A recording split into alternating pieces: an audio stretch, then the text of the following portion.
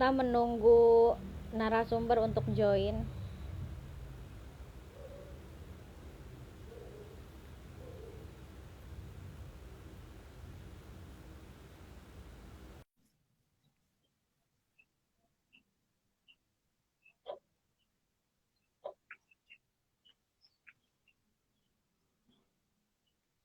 Gimana Kak Haidar? Apa kita bisa langsung mulai?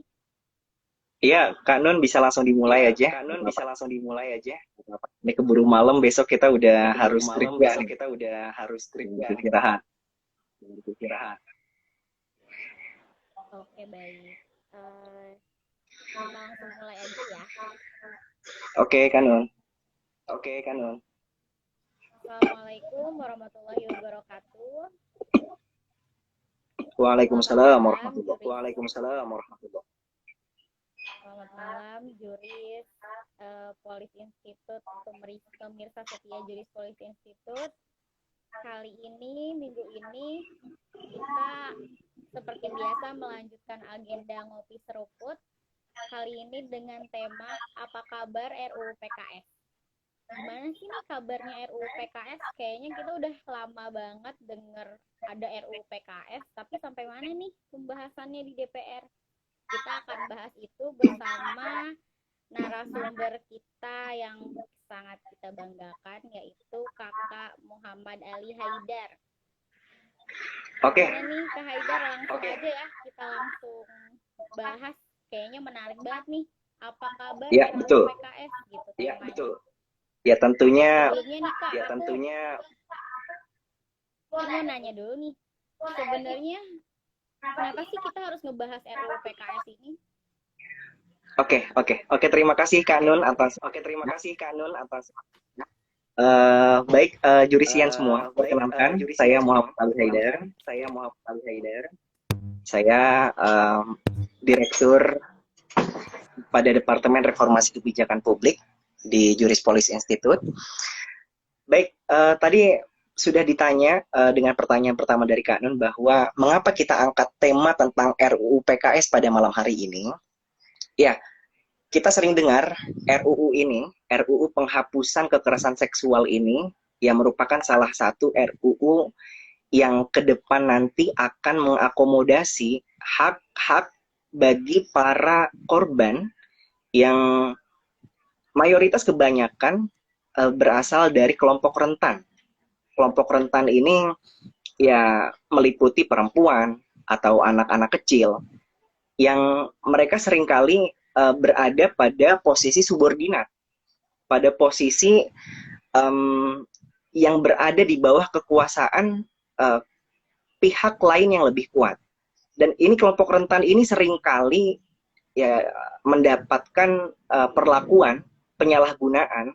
Salah satunya adalah tindakan ya kekerasan seksual dalam bentuk apapun itu. Nah, jadi mengapa tema itu perlu kita bahas malam ini? Karena ya ini merupakan hajat hidup banyak masyarakat Indonesia, terutama kelompok rentan tersebut yang seringkali mendapatkan abuse of sex, penyalahgunaan tindakan kekerasan seksual itu. Baik, tapi sebelum kita lebih lanjut membahas tentang rancangan undang-undang PKS ini, saya terlebih dahulu akan menyampaikan timeline. Sebenarnya RUU PKS ini sudah digodok sejak 2012 lalu ya. 2012 lalu itu RUU PKS ini digagas oleh beberapa kelompok, beberapa tokoh yang memberikan perhatian lebih kepada masalah kekerasan seksual yang terjadi di masyarakat. Nah, kemudian tahun 2014 draft RUU PKS ini disusun oleh Komnas Perempuan bersama LBH APIK, LBH APIK Jakarta, Asosiasi Perempuan Indonesia untuk Keadilan, dan juga Forum Pengada Layanan FPL. Nah, masuk pada tahun 2016, draft RUU PKS ini pertama kali masuk ke dalam pembahasan di DPR, masuk kepada prolegnas prioritas. Ya, prolegnas prioritas. Nah, akan tetapi draft RUU PKS yang telah dicanangkan sejak 2016 lalu, yang sudah digodok di DPR itu tahun 2016, sampai saat ini ternyata masih belum selesai pembahasannya. Padahal ya RUU PKS ini yang merupakan hal yang sangat penting, ini merupakan payung hukum, ya payung hukum bagi ya para korban yang membutuhkan apa namanya untuk memulihkan hak-hak mereka, untuk menuntut keadilan ya bagi mereka gitu loh. Sedangkan apa namanya sudah banyak sekali kejadian yang terjadi terkait kekerasan seksual ini. Banyak contoh yang bisa kita yang sering kita dengar. Ada contoh misalkan Baik Nuril, Baik Nuril ya dia adalah salah satu korban kekerasan seksual. Dia melapor, bukan melapor sebenarnya, tapi dia menceritakan tentang kejadian yang dia alami yang tidak mengenakan terkait dengan kekerasan seksual yang dia alami, diceritakan di media sosial. Akan tetapi justru Baik Nuril inilah yang dia menjadi tersangka terkena kasus ITE.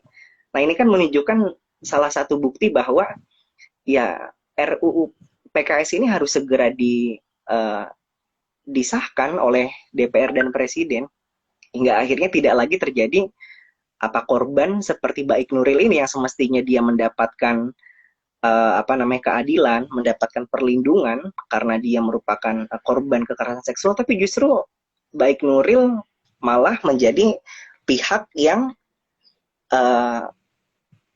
ya pelaku tindak pidana ITE.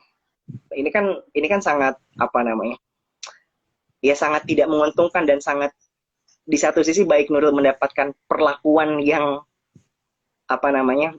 yang membuat dia itu sedih secara lahir batin, pastinya menderita secara lahir batin, ditambah lagi ya dia mendapatkan hukuman dari pengadilan atas tindak pidana ITE.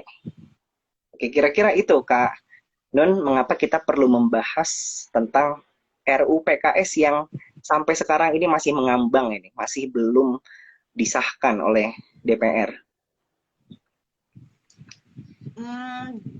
Intinya ya untuk mengakomodir kaum rentan, terutama kaum hawa ya Kak Haidar. Betul, jadi kelompok kita jadi rentan makin kalau RUU PKS ini ternyata udah masuk prolegnas dari tahun 2016 dan sampai sekarang juga belum disahin, bahkan pembahasannya nggak tahu sampai mana. Sebenarnya apa sih perdebatan pro kontra antara pihak yang pro dan pihak yang kontra, sampai-sampai menyebabkan RUU PKS ini nggak kunjung disahkan juga gitu sampai sekarang. Oke, ada beberapa kelompok ya, yaitu kelompok pro dan kontra terhadap rancangan undang-undang penghapusan kekerasan seksual ini. Nah, kelompok-kelompok tersebut, kelompok yang kontra itu dia punya pendapat bahwa dalam RUU PKS ini ada beberapa hal yang tidak diatur, secara spesifik. Contoh, mereka ini tidak setuju dengan adanya pemisahan aturan yang bersifat perilaku dan aturan yang bersifat norma. Ya, contohnya adalah pelacuran ya. Pelacuran itu kan tindak secara norma itu kan dilarang. Secara norma itu pelacuran itu yang merupakan hal yang tidak semestinya ada gitu kan. Nah, tapi di RUU PKS ini tidak dijelaskan secara eksplisit, tidak dijelaskan secara jelas ya bahwa tindak pelacuran ini tidak boleh ada gitu loh. Tidak ada pendapat tentang itu. Nah, namun sementara di sisi lain kita melihat bahwa apabila ada hubungan yang terjadi dalam pelacuran itu, kalau misalkan terjadi hubungan suka sama suka, itu nggak menjadi masalah gitu. Itu dari kelompok kontra.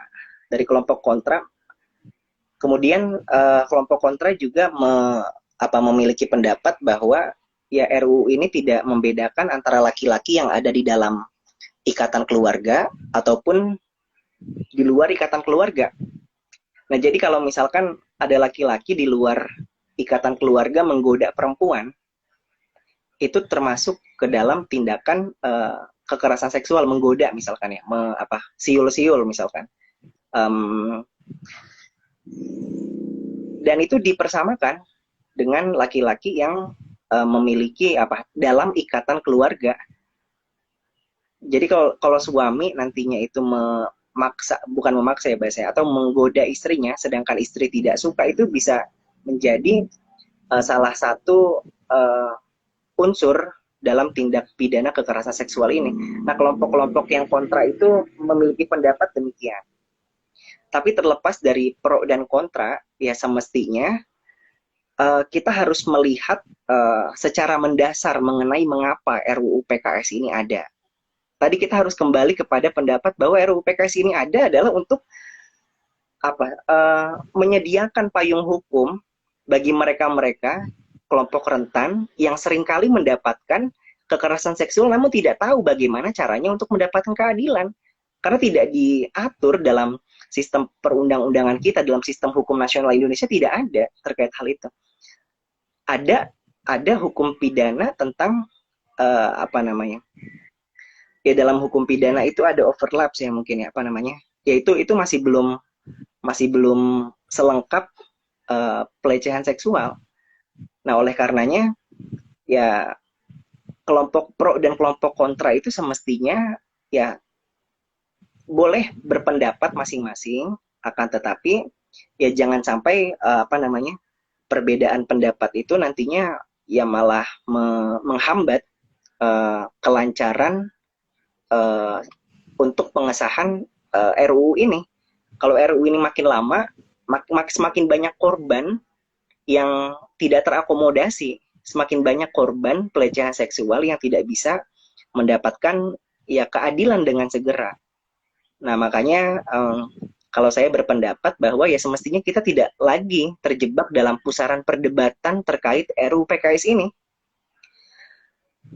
Ya demi untuk menghapus segala tindak tanduk kekerasan seksual yang kerap kali terjadi pada kelompok rentan. Ya kita ini sudah masuk pada babak darurat masalah kekerasan seksual. Maka ini harus segera dihentikan. Dan harus segera disahkan RUU itu. Gitu kan kira-kira. Baik Kak Haidar. Jadi sebenarnya untuk permasalahan pro dan kontra terkait suatu usulan rancangan undang-undang memang hal yang biasa terjadi ya Kak Haidar. Yeah. Cuman lagi-lagi kita harus berpatokan urgensi dari disahkannya RUU tersebut.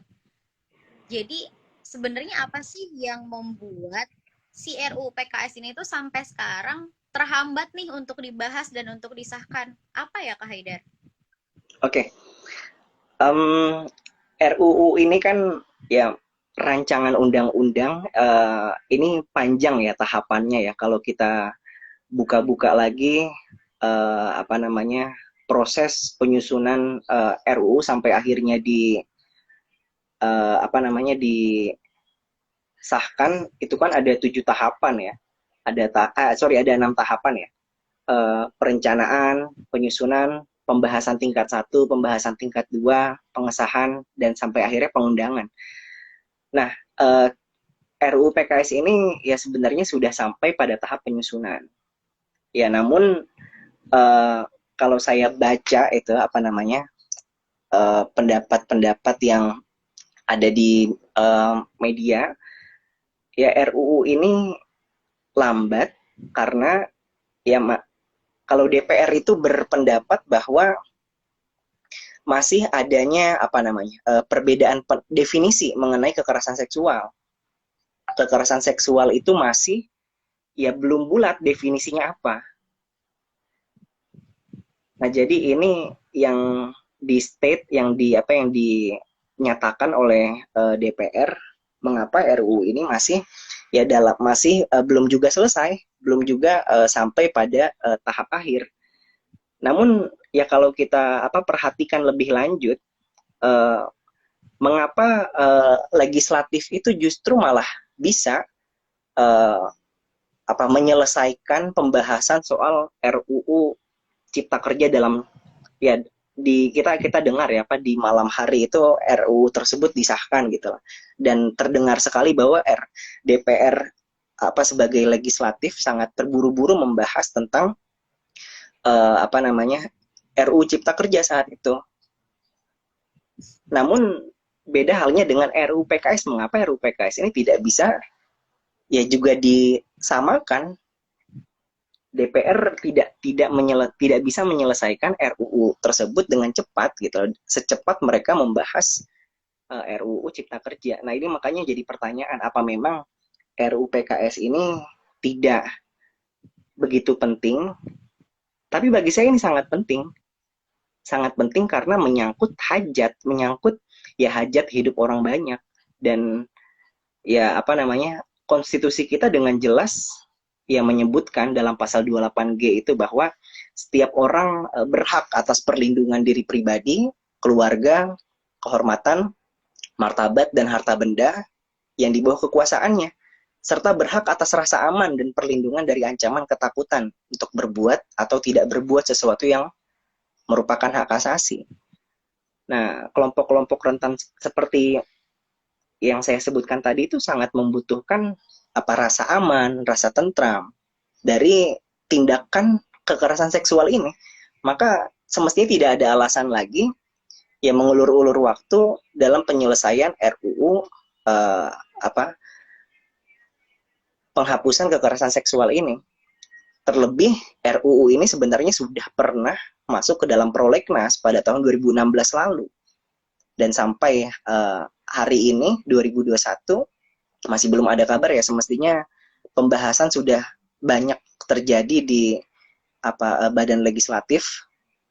Dan ya kita berharap semoga RUU tersebut bisa segera disahkan dan segera diundangkan. Gitu kanan kira-kira. Sip, baik nih Kak Hidar. Jadi sebenarnya sempat ada kabar juga nih terdengar di beberapa media, katanya ada perubahan draft RUU yang tadinya itu penghapusan kekerasan seksual menjadi RUU tindak pidana kekerasan seksual. Nah, itu apa benar ada perubahan dan perubahannya apa aja ya Kak Haidar kalau emang ada? Oke. Ya, awalnya dulu RUU PKS ini disebut dengan RUU penghapusan kekerasan seksual. Namun belum lama, beberapa bulan lalu, DPR mengumumkan bahwa RUU ini berganti nama menjadi RUU Tindak Pidana Kekerasan Seksual, TPKS. Ya, dalam RUU Tindak Pidana Kekerasan Seksual ini ya terjadi penyempitan makna tentang kekerasan seksual. Yang tadinya kekerasan seksual itu ada 14 definisi kalau tidak salah. Tentang kekerasan seksual itu unsur-unsur apa yang masuk ke dalam tindak pidana kekerasan seksual. Itu ada 14 tadinya.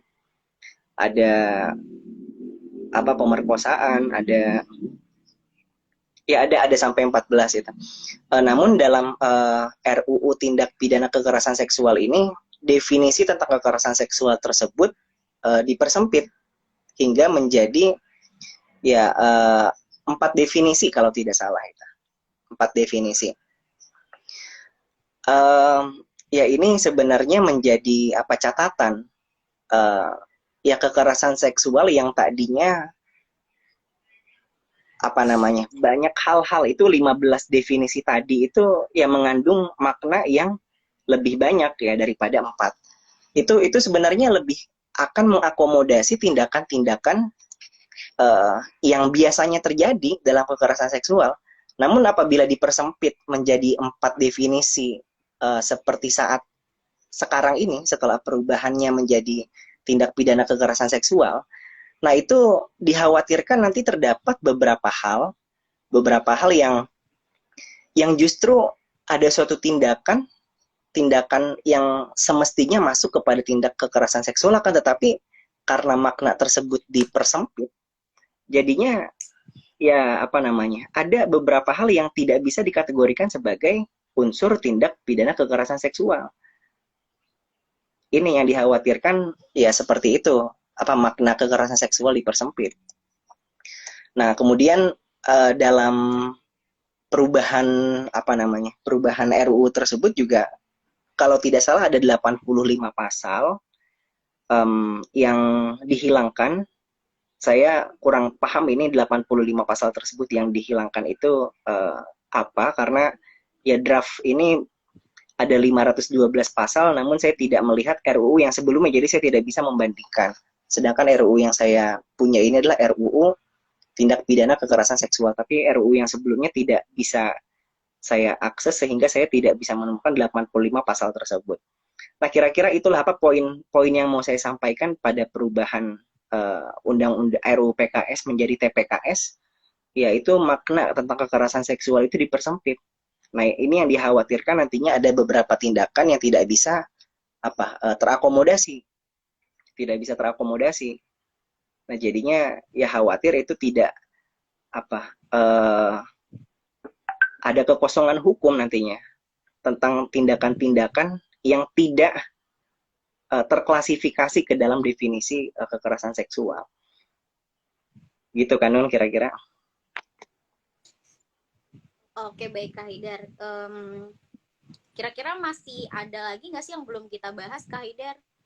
Kalau boleh tahu, kira-kira dari penyempitan yang ada di RUU yang baru ini, apa aja sih definisi-definisi atau ruang lingkup kekerasan seksual yang belum terakomodir? Oke, sebentar kanan ya. Ini luput dari catatan saya nih, Kak, sebentar.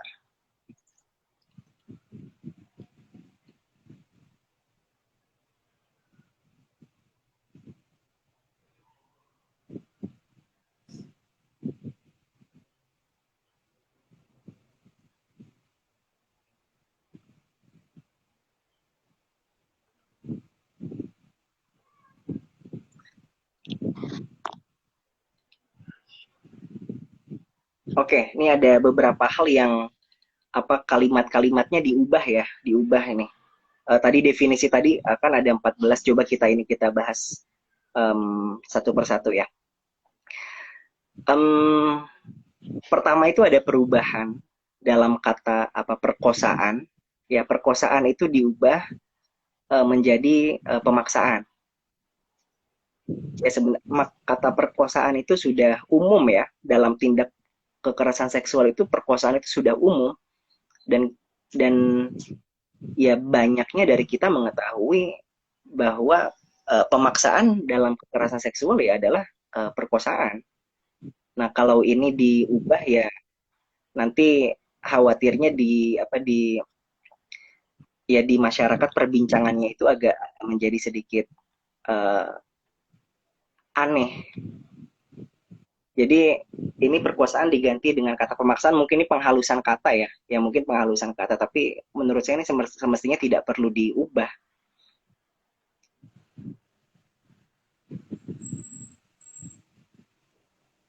Nah, kemudian tadi bukan 14 ya kanun ya, ada 9, ada 9 jenis tindakan kekerasan seksual. Nah, di antaranya ini ada perkosaan, pemaksaan pelacuran, pemaksaan perkawinan, pemaksaan aborsi, perbudakan seksual, dan penyiksaan seksual. Nah, itu perkosaan, pemaksaan pelacuran, pemaksaan perkawinan, pemaksaan aborsi, perbudakan seksual, dan penyiksaan seksual. Nah, itu yang ada pada draft RUU sebelumnya. Nah, kalau di draft RUU terbaru, itu hanya ya dimuat 4 jenis kekerasan seksual. Di antaranya pelecehan seksual fisik dan non-fisik, kemudian pemaksaan alat kontrasepsi, kemudian eksploitasi seksual, dan pemaksaan hubungan seksual. Ini kalau sekilas saya dengar, saya baca ini kalimat-kalimat yang kata-kata yang ada pada draft RUU TPKS tentang tindak kekerasan seksualnya itu terdengar lebih umum. Ya, Ya, ini ya mungkin keuntungannya ini bisa dalam satu makna, tentang tentang satu tindakan itu mungkin bisa apa diumumkan, artinya di deduktifkan gitu loh. Misalkan tindakan yang mungkin sebelumnya belum pernah ada, tapi dikait-kaitkan dengan apa teks yang terdapat dalam ya apa namanya draft ini yang ada empat tersebut ya. Nah mungkin keuntungannya itu nanti ada tindakan-tindakan kekerasan seksual yang belum, yang sebelumnya ya mungkin tidak terdapat dalam teks, namun bisa apa namanya dideduktifkan. Nah tapi ini akan menjadi pertanyaan lagi. Ini kan tindak pidana, sedangkan tindak pidana itu tidak ada apa istilah apa sebutannya ya. Dalam tindak pidana itu apa kan? Tindak Kalau harus jelas. iya itu harus jelas dan tidak bisa dinalar atau apa bahasanya, saya agak lupa itu. Ditafsirkan, betul. Ditafsirkan ya. Karena ya tindak pidana itu kan semestinya harus, kalau A ya A, B ya B, harus tegas gitu kan. Nah, ini kata-kata ini yang terdapat dalam draft ya, terdapat dalam draft itu umum. Nah, ini nantinya akan menjadi apa nih? Ada tabrakan asas ini nih. Kalau saya lihat akan terjadi dalam asas hukum pidana kan tidak boleh ya kan suatu hal itu analogikan ya. Tidak bisa apa dalam hukum pidana itu dianalogikan. Nah, jadi ya memang ini menjadi catatan penting juga uh, tentang apa nih makna definisi kekerasan seksual ini semestinya ya diperluas saja, tidak perlu dipersempit seperti ini, dideduktifkan ya, tidak perlu dideduktifkan seperti ini. Disebutkan saja apa saja tindakan. Oke, baik. Jadi justru kalau lebih diumumkan seperti itu nanti dikhawatirkan akan ada banyak multi tafsir ya Kak Haidar. Betul. Jadi bebas menafsirkan dan mendefinisikan sesuai tafsirnya masing-masing. Sedangkan hukum pidana itu kan hukum pidana tidak mengenal asas itu. Yang salah satunya let's script, yaitu ya tidak boleh dianalogikan, tidak boleh betul. ada multi tafsir, betul. Iya, ini menjadi catatan ini harus. Oke. Sebenarnya kita habis nih Kak Haidar waktunya untuk diskusi kita malam hari ini. Mungkin kita bisa tunggu pemirsa-pemirsa setia Juris Policy Institute untuk mengajukan pertanyaan agar kita bisa diskusikan lebih lanjut. Oke, kita sambil tunggu aja teman-teman jurisian, mungkin ada yang mau bertanya.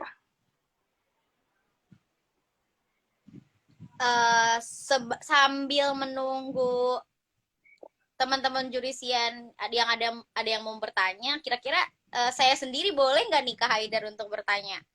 Oh, boleh kan? Dengan senang hati. Jadi saya penasaran nih Kak Haidar. Sebenarnya kalau yang saya baca dari berbagai berita-berita di media ataupun di di sosmed, itu tuh semangat adanya RUU penghapusan kekerasan seksual atau yang tadi sudah berubah namanya itu untuk melindungi hak-hak korban yang selama ini jarang dilindungi gitu. Nah, sebenarnya kan saat ini tuh sudah ada namanya Lembaga Perlindungan Saksi dan Korban. Tapi ternyata ya hak-hak korban banyak yang tidak terakomodir juga walaupun sudah ada Lembaga Perlindungan Saksi dan Korban. Nah, yang mau saya tanyakan adalah apakah dengan adanya regulasi baru, dengan adanya RUU PKS ini disahkan, apakah kita semua dapat menjamin bahwa hak-hak korban itu akan terpenuhi gitu? Jadi sebenarnya apa sih nih garansinya yang harus kita perbaiki juga selain dengan disahkannya regulasi yang melengkapi ini gitu Kak Haidar? Oke. ya kita dengar ya ada LPSK itu ya, Lembaga Perlindungan Saksi dan Korban ya. Ini saksi itu berarti kan dalam pengadilan ya. Nah, mungkin kalau saya melihat ini menjadi apa, dengan hadirnya RUU PKS ini justru akan ya lebih memperjelas apa nih, tupoksi lembaga-lembaga penegak hukum ya, salah satunya LPSK ini ya menjadi lebih jelas dan lebih tegas bagaimana mereka bisa berjalan gitu loh. Justru ya saya melihat dengan adanya RUU PKS ini yang merupakan lex spesialis ya, ini kan menjadi apa? Menjadi peraturan yang khusus ini ya dari Kitab Undang-Undang Hukum Pidana. Dan ini ya saya melihat akan menjadi salah satu acuan, akan menjadi salah satu dasar hukum bagi ya penegakan hukum tentang kekerasan seksual dan juga lembaga-lembaga yang bergelut dengan apa, penghapusan kekerasan seksual. Nah, jadi saya melihat ini ya apa, kalau kita lihat itu kan di KUHP itu tidak diperjelas tentang apa kekerasan seksual secara matang, secara eksplisit, secara detail. Ya, dengan adanya RUU ini, bila nanti sudah disahkan, ya tentunya nanti akan ya lebih mudah, ya lebih jelas, lebih terarah bagaimana tindakan mereka dalam mengentaskan, dalam menyelesaikan kasus-kasus yang berkaitan dengan kekerasan seksual ini. Kira-kira begitu kan? Oh, baik Kak Haidar. Pada intinya kita semua berharap semoga kasus-kasus atau kejadian-kejadian kekerasan seksual di Indonesia khususnya bisa teratasi dengan baik dan ya angkanya bisa mengurang ya Kak Haidar, baik sebelum ataupun nanti setelah disahkan undang-undang penghapusan kekerasan seksual ini ya. Semoga kita dari Juris Politik Institute juga bisa mendampingi, bisa ikut meregulasi dan bersama-sama menggandeng masyarakat agar terhindar dari bahaya kekerasan seksual. Betul Kak Haidar? Betul sekali. Oh iya, ada hal yang masih saya tambahkan ya. Nantinya di RUU PKS ini ya bukan hanya apa namanya penghukuman terhadap pelaku tindak pidana kekerasan seksual, akan tetapi nanti akan ada pemulihan hak-hak korban, akan ada ya hak-hak korban itu nantinya akan direstorasi dengan adanya RUU PKS ini nantinya. Nah, jadi ini menurut saya hadirnya RUU PKS bila sudah disahkan nanti ya ini akan menjadi apa, angin segar bagi kelompok rentan terutama, dan ya semoga ini dapat mengurangi apa statistika tindak kekerasan seksual yang sampai saat ini sebenarnya banyak sekali. Kalau saya baca itu ada 17.000 laporan tentang kekerasan seksual. Akan tetapi dari 17.000 itu hanya ada 141 kasus yang bisa sampai diadili di pengadilan. Ini kan angka yang sangat jauh sekali rasionya, 141 dibanding 17.000. Nah, semoga dengan adanya ya RUU PKS ini nanti akan menjadi sistem hukum kita, terutama dalam hal apa penegakan hukum tentang kekerasan seksual ini nantinya akan ya berjalan baik dan akan mengurangi statistika kekerasan seksual yang terjadi di Indonesia. Gitu kan kira-kira. Oke, baik Kak Haidar. Semoga semua yang kita harapkan bisa tercapai, bisa terwujud, dan semoga sistem dan atribut untuk melakukan pemberantasan kekerasan seksual bisa terus lebih dilengkapi dan masyarakat juga jadi semakin sadar bahaya kekerasan seksual dan semuanya bisa terhindar dari kekerasan seksual tersebut. Kayaknya pembahasan kita cukup di sini nih Kak Haidar, dan teman-teman jurisian juga sepertinya sudah memahami yang kita bahas pada malam hari ini, jadi tidak ada yang bertanya juga. Ada yang mau ditambahkan lagi Kak Haidar? Sepertinya sudah cukup, Kak Nun. Oke, baik. Kalau sudah cukup, langsung aja kita akhirin. Kita akan bertemu lagi di Kopi Seruput di minggu depan. Oke, terima kasih, Kak Nun. Baik, Kak Haidar, atas pemaparannya yang sangat jelas dan lugas. Semoga kita bisa bertemu lagi dengan tema-tema yang semakin menarik lagi, tema-tema yang lebih hangat lagi di Kopi Seruput minggu depan. Oke. Baik. Ya, Ya. Oke, saya pamit Kak Nun ya. Terima kasih banyak ya. Terima kasih banyak Kak Haidar. Mohon maaf atas segala kekurangan. Terima kasih atas perhatian dari teman-teman jurisian. Saya akhiri. Wassalamualaikum warahmatullahi wabarakatuh. Waalaikumsalam warahmatullahi wabarakatuh. Saya pamit ya Kak Nun ya. Oke Kak Haidar.